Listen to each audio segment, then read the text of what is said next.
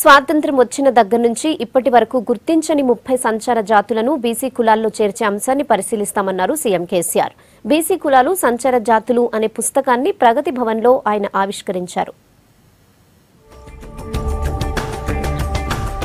సంచార జాతులకు చెందిన 30 కులాల్ని వెనుకబడిన తరగతుల జాబితాలో చేర్చేందుకు వెంటనే చర్యలు తీసుకుంటామన్నారు ముఖ్యమంత్రి కేసీఆర్.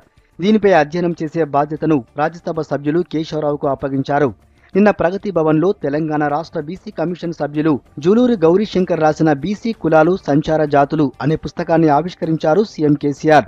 ఈ సందర్భంగా సంచార జాతుల్ని బీసీ జాబితాలో చేర్చాల్సి ఉందన్న విషయాన్ని గౌరీశంకర్ ముఖ్యమంత్రి దృష్టికి తీసుకెళ్లారు. దీనిపై వెంటనే స్పందించిన సీఎం సంచార జాతులను బీసీ కులాల్లో చేర్చే విషయంపై అధ్యయనం చేయాలని ఎంపీ కేకేను ఆదేశించారు. 4 ఏళ్లుగా బీసీలు సంచార జాతులకు ప్రభుత్వం చేస్తున్న అభివృద్ధి కార్యక్రమాలు, అమలు చేస్తున్న పథకాలు, వాటి సానుకూల ఫలితాలు, బీసీ కమిషన్ చేస్తున్న కార్యక్రమాల్ని జూలూరు తన పుస్తకంలో రాశారు.